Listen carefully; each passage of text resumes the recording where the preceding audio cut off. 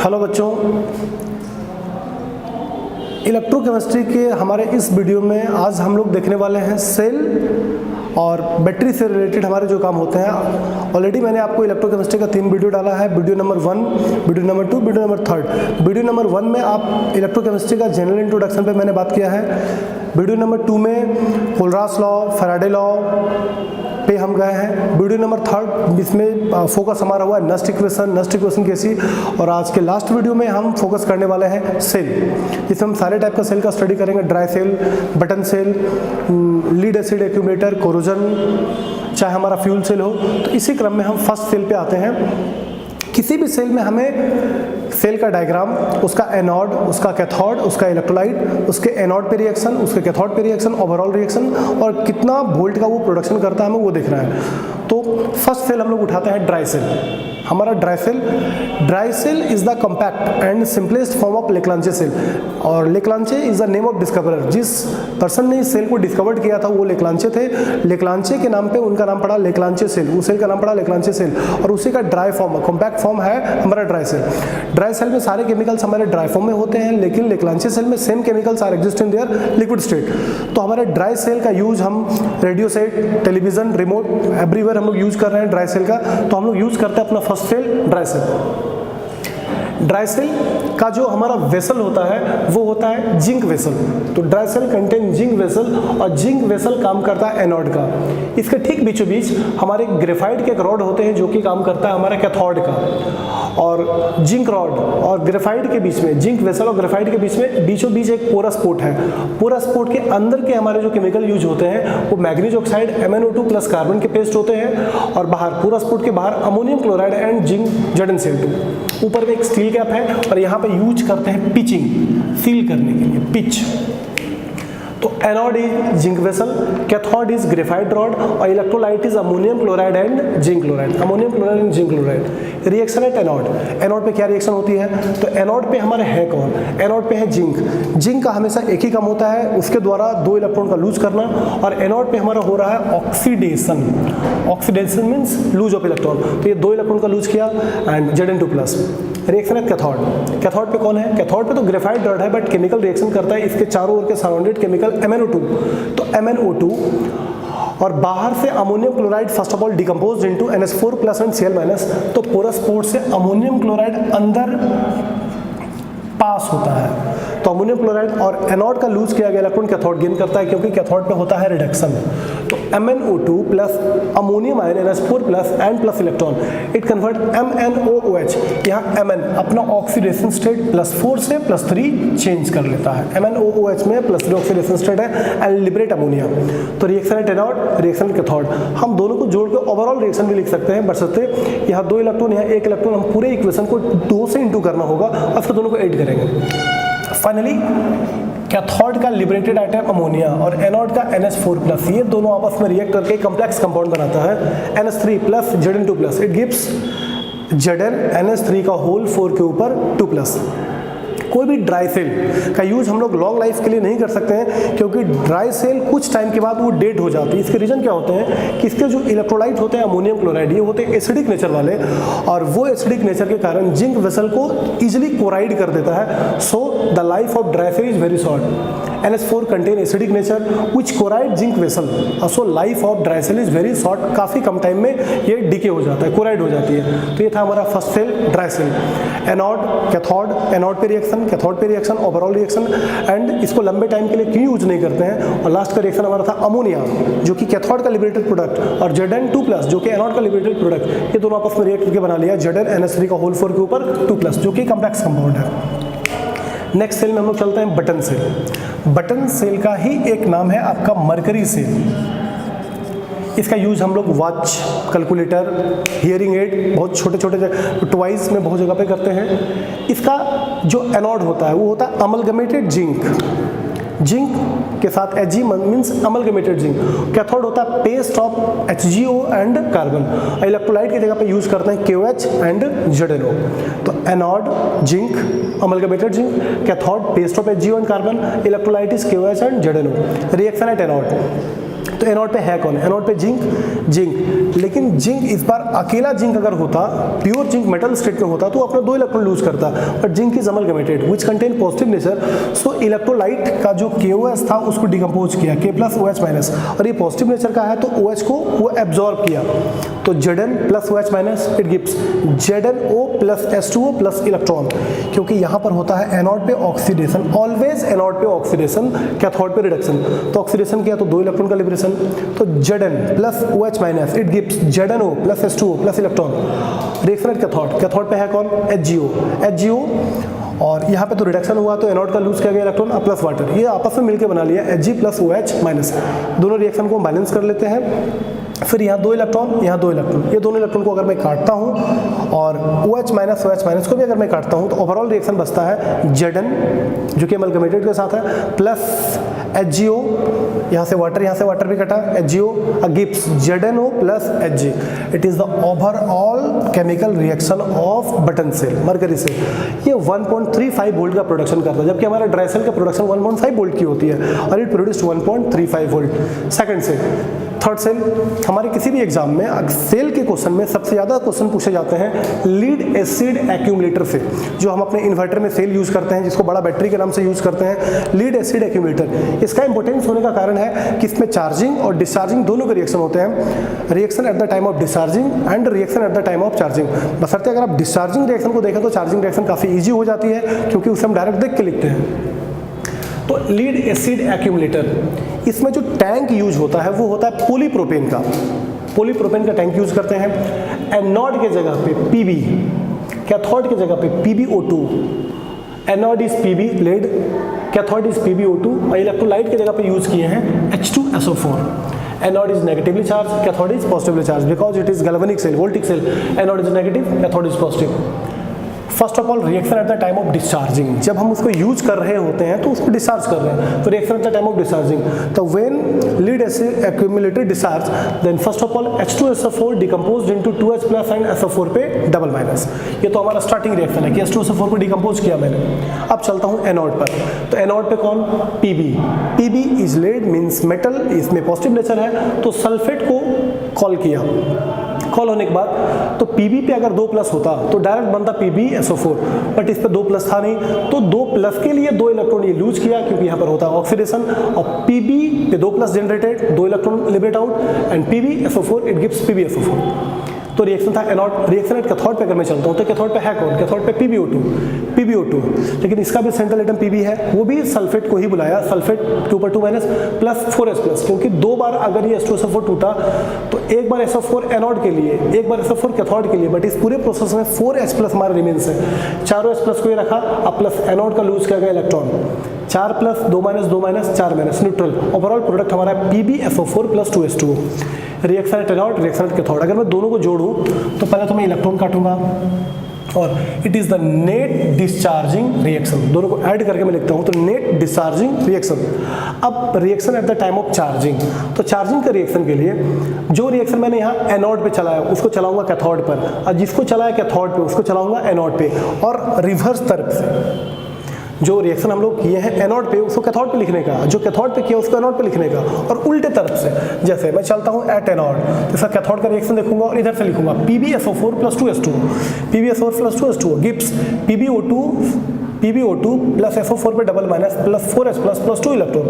ये था हमारा एनोड का रिएक्शन, जबकि यहाँ पर ये कैथोड के लिए था, और इसके कैथोड पे इसका एनोड का रिएक्शन चलाऊंगा बट अपोजिट साइड से, PbSO4 plus 2 electron, PbSO4 plus 2 electron gives Pb plus SO4 पे double minus, P plus SO4 पे डबल माइनस। अब यहाँ पे भी आप ऐड कर दें या यहीं से देख के आप लिख दें, लेकिन प्रोडक्ट उल्टे हो जाते हैं। 2PbSO4 plus 2H2O gives Pb plus PbO2 plus 2SO4 पे double minus plus 4H plus. It is the net reaction at the time of charging time. तो ऊपर के रिएक्शन थे हमारे डिस्चार्जिंग, नीचे के रिएक्शन हमारे चार्जिंग। एक अनदर सेकेंडरी सेल जिसका यूज हम लोग करते हैं nickel cadmium accumulator, it is called nicad cell, nickel and cadmium, so commonly it is called nicad cell.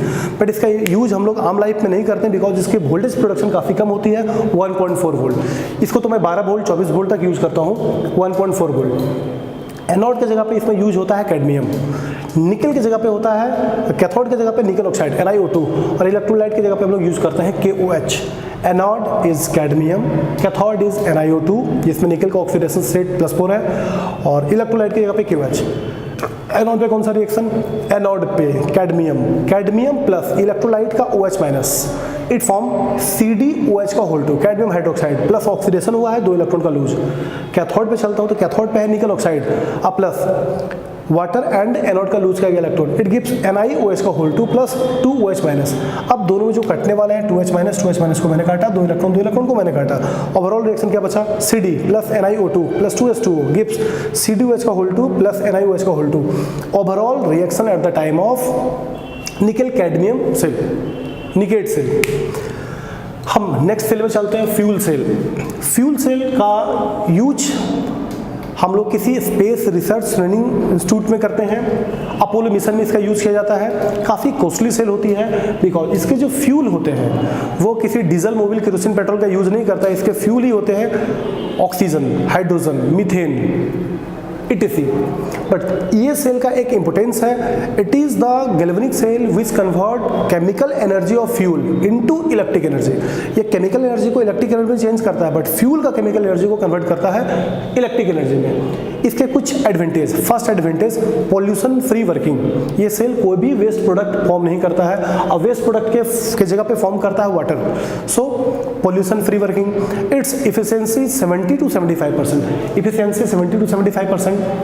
Pollution free working, continuous source of energy, ये continue energy supply कर सकता है बशर्ते अगर इसको फ्यूल कंटिन्यू दिया जाए तो।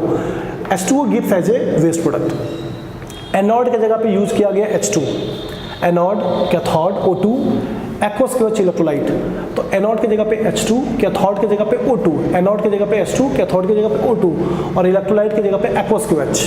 रिएक्शन एट एनोड, एनोड पे कौन, H2 प्लस KOH का OH माइनस को लिया, it gives H2O plus electron, oxidation हुआ, इलेक्ट्रॉन का लिबरेशन। कैथोड की जगह पे O2 plus H2O plus electron absorb gives 4OH minus. अगर इसको हम 2 से इंटू कर दें तो 2 इलेक्ट्रॉन 4 इलेक्ट्रॉन, ये हो जाएगी हमारी 4, और फिर मैं दोनों को काट दूंगा, बट ये इंटू हमको 2 से सब में करना होगा। यहाँ भी 2, यहाँ भी 2, यहाँ भी 2। अब दोनों रिएक्शन में जो कुछ कट रहा है मैं उसको काटूंगा, 4OH माइनस को 4OH माइनस से मैंने काटा, it gives 2H2 plus O2 gives 2H2O 4H2O, बचा कितना 2H2O। ओवरऑल रिएक्शन कितने सिंपल हो गए, 2H2 plus O2 gives 2H2O। It is a fuel cell. Fuel cell के रिएक्शन तो छोटे हैं बट इसके एडवांटेज थोड़े इंपॉर्टेंट है। पॉल्यूशन फ्री वर्किंग, इफिशियंसी 70 से 75%, continuous source of energy, and water gives as a waste product. Last process में मैं पहुंचता हूँ कोरोजन। अगर हमारे लेवल में कोरोजन अगर पूछा जाता है तो क्वेश्चन ये नहीं हो सकता है कि what is corrosion, on which factor corrosion effect. अगर ये क्वेश्चन होता भी है तो उसका मूड होता है कि आपसे एनोड कैथोड पे वो केमिकल रिएक्शन का डिमांड कर रहा है। तो पहले हम बात करते हैं कोरोजन क्या है, कोरोजन को अफेक्ट करने वाले फैक्टर क्या है, फिर reaction at anode, reaction at cathode. The slow conversion of metal, लोहा का धीरे धीरे ऑक्साइड्स में कन्वर्ट हो जाना, रस्ट लग जाना। The slow conversion of metal into their undesirable compound when it comes in contact with air, moisture, other impurities are called corrosion.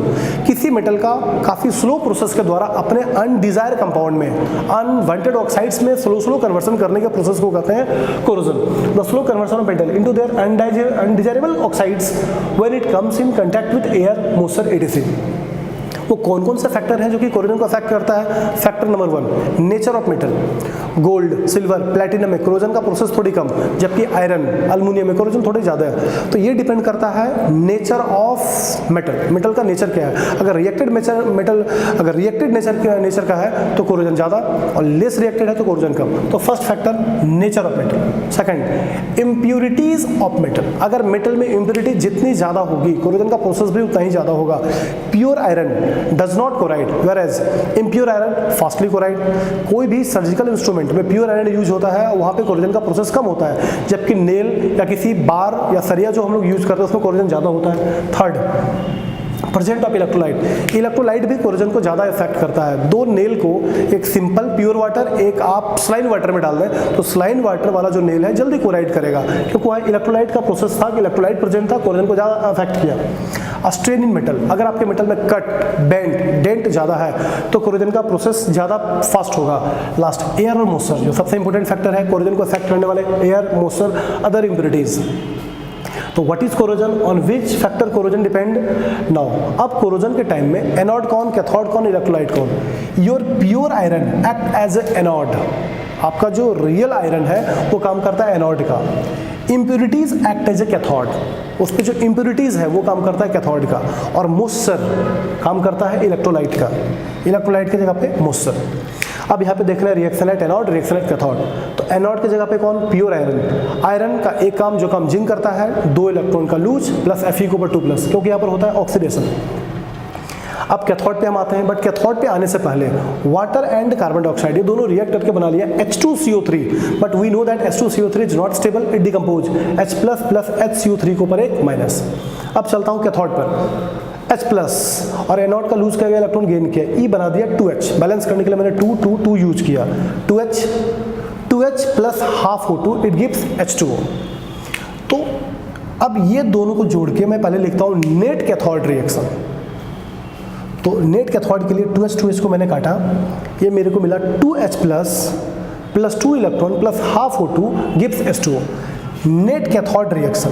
और यहाँ पे था net anode reaction, net cathode net anode दोनों से मैं लिखता हूँ overall reaction at the time of corrosion. तो ये है नेट एनोड नेट कैथोड, ये दोनों को जब मैं ऐड करूंगा तो 2 इलेक्ट्रॉन को मैं यहाँ से काटूंगा और जो हमारा फाइनल रिएक्शन है it gives Fe plus 2H plus 2 electron तो मैंने काटा है, इलेक्ट्रॉन हम काट के निकाल दिया, Fe plus 2H plus half O2 इधर गिव्स Fe2+ H2O। तो ये तो हमारा ओवरऑल रिएक्शन है, Fe plus 2H plus half O2 gives Fe2+ H2O। But this is ferrous, ये हमारा फेरस जो है वो इट इज रिएक्टेड, वो सरफेस पे दोबारा वापस आके अब मॉइस्चर और ऑक्सीजन से रिएक्ट करके कन्वर्ट करता है अपने आप को फेरिक स्टेट में, क्योंकि फेरस के 2 ऑक्सीडेशन स्टेट +2 +3, अब +2 से +3 इज मोर स्टेबल। तो कुछ लास्ट रिएक्शन देखते हैं। फेरस इज फॉर्म्ड, जो फेरस हमारा बना, the ferrous is formed is reactive and react with moisture and oxygen. तो ferrous again react with your oxygen and water and convert into Fe2O3 plus 4H+, और Fe2O3 को मैंने finally X amount of H2O से react किया तो दिया मेरे को Fe2O3 into X H2O which is rust. ये जो हमारा रस्ट का फॉर्मूला है। तो यहाँ तक रिएक्शन हम छोड़ सकते थे, बट हमको रस्ट के स्टेज तक पहुँचाना है तो हमें यहाँ पे एक लैंग्वेज सेट करना होगा कि जो फेरस हमारा फॉर्म किया Fe2+ which is not stable, it is reacted substance chemical and again react with oxygen and moisture and convert into 3+ state ferric।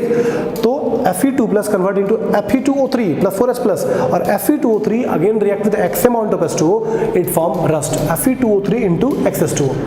तो ये तो था हमारा कोरोजन का लास्ट पोर्शन। इस वीडियो में हम लोगों ने यूज किया सेल में आपको रिएक्शंस ज़्यादा होते हैं, एनोड पे रिएक्शन, कैथोड पे रिएक्शन, ओवरऑल रिएक्शन, और लीड एसिड एक्यूमुलेटर में तो रिएक्शन हम लोग यूज किए हैं चार्जिंग के टाइम में, डिस्चार्जिंग के टाइम में। कोरोजन के रिएक्शन थोड़े बड़े हो गए तो प्रैक्टिस के द्वारा इस पोर्शन को निकाला जा सकता है। नेक्स्ट वीडियो में मैं डालूंगा इलेक्ट्रोकेमिस्ट्री का कुछ क्वेश्चंस में डाल सकता हूँ, और इसमें एनसीईआरटी में हमारे ओनली 18 क्वेश्चन यूज हैं। तो नेक्स्ट वीडियो में मिलते हैं इलेक्ट्रोकेमिस्ट्री के क्वेश्चन के साथ। Thank you.